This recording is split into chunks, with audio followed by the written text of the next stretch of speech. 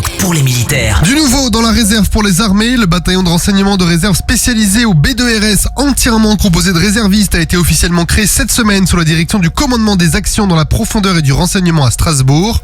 Le général Pierre Schill, chef d'état-major de l'armée de terre, a souligné que le B2RS était un précurseur de la future réserve opérationnelle de l'armée de terre et qu'il visait une complémentarité avec les unités d'actifs plutôt qu'un simple soutien. La réserve de compétences se concentrera sur le renseignement et le cyber, puis sur la logistique et la maintenance. Cette diversification des missions de la réserve permettra également de varier les profils des recrues. Le B2RS est une unité pionnière suivant l'exemple du 24e régiment d'infanterie, mais il est unique dans le domaine du renseignement au sein de l'armée de terre.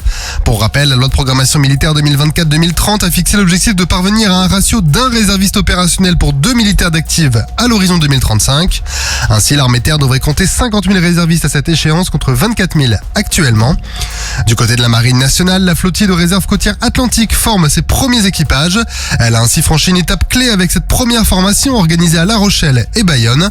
Pendant 4 jours, les pilotes et les chefs de mission ont suivi un stage intensif au centre d'instruction navale de Brest, durant lequel ils ont bénéficié de cours théoriques et pratiques ainsi que de sorties en mer de jour et de nuit. Les stagiaires, composés à environ 40% de réservistes civils, ont démontré une grande cohésion et un bel engagement. Au total, 8 pilotes dont 3 chefs de mission ont été formés et ont reçu leur attestation.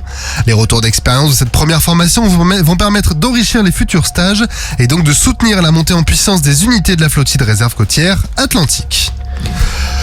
Pendant 10 jours, un officier supérieur de la Direction générale de la gendarmerie nationale française, expert en statistiques opérationnelles, a mené une mission en Côte d'Ivoire. Cette mission visait à élaborer des outils de suivi de la criminalité et des phénomènes insécuritaires sur place.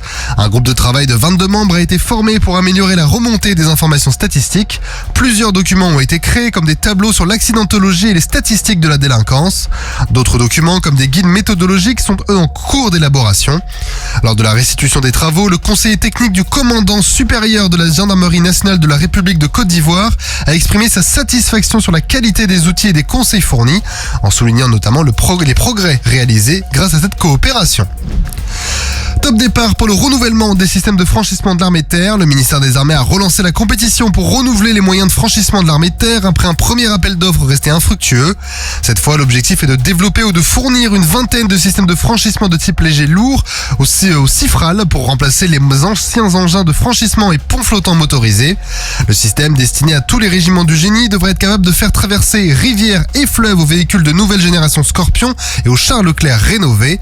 La nouvelle loi de programmation militaire 2024-2030 prévoit 8 morceaux de ponts flottants munis de rampes d'accès appelées portières et 300 mètres de ponts qui seront en service d'ici 2030 pour atteindre même 2500 mètres en 2035. Un programme ambitieux pour redonner de vraies capacités à franchir fleuves et rivières.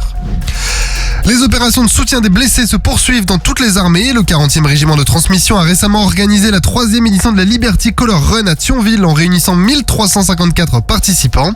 Cet événement sportif et solidaire est de plus inscrit dans le cadre du challenge Terre Jeunesse mené pour accompagner les Jeux Olympiques et Paralympiques.